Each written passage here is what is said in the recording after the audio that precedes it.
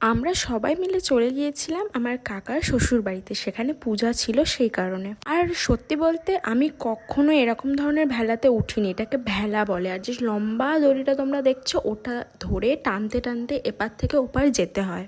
ভয় খুব একটা লাগছিল না, কারণ সবাই প্রায় আমরা এখানে সুইমিং জানি।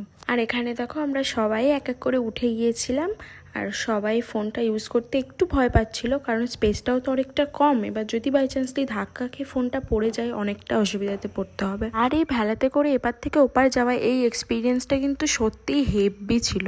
আর আমরা যেটাতে উঠেছিলাম এটার নিচে তো বড় বড় ড্রাম দেওয়া, কিন্তু কিছু কিছুতে না সোলা দেওয়া আছে, যেটাতে আমরা উঠিনি। ওই যে দেখো ওইটা। তারপরে আমরা ওই দড়ি টেনে ওপার থেকে এপারে চলেও এসেছি, এক এক করে উঠে যাচ্ছিলাম। আর হ্যাঁ, এটা কিন্তু কোনো পুকুর বা কোনো ভেরি নয়, এটা হচ্ছে একটা খাল। আর লম্বায় সেটা অনেকটা বড়, আমরা এপার থেকে ওপার দেখতেই পাচ্ছিলাম না। সো ফাইনালি আমরা পার হয়ে গিয়েই চলে গেলাম নৌকা চাপতে। আর এই যে ভেরিটা এটাও প্রচণ্ড বড়, এটা হচ্ছে আমার কাকার শ্বশুর মানে আমাদের দাদুর ভেরি। আর নৌকা তো আমি আগেও অনেক চেপেছি, অনেক মানে অনেক, কারণ আমার বাপের বাড়িতে তো ভেরি আছে, সেখানে প্রত্যেকটা ভেরিতে 2 থেকে 3টে নৌকা থাকে, সেখানে অনেক চেপেছি। আর তোমরা একটা জিনিস এখানে বুঝতে পারছো না ভিডিওতে, এখানে কিন্তু প্রচণ্ড রোদ ছিল, এতটাই রোদ ছিল যে আমরা ঠিকভাবে তাকাতে পারছিলাম না। সাইডের পুরো ভিউটা তোমরা দেখো, হেভি না?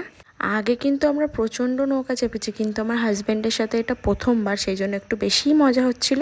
আমার ভিডিওগুলো ওই করে দিচ্ছিল, সেই জন্য তোমরা ক্যামেরাতে পাচ্ছ না ওকে। আমরা যারা ছোট থেকে গ্রামে মানুষ, আমরা কখনোই শহরে গিয়ে থাকতে পারবো না। তোমরা যারা শহরে থাকো আমি তোমাদেরকে বলবো তোমরা অবশ্যই একবার না একবার গ্রামে ঘুরতে এসো, তোমাদের প্রচণ্ড মজা হবে, আমি তোমাদেরকে বলছি। আজ তোমাদের সাথে এইটুকুই শেয়ার করলাম, ভালো লাগলে একটা লাইক করে যেও। আবার তোমাদের সাথে দেখা হবে অন্য কোনো ভিডিওতে। এখন বাই।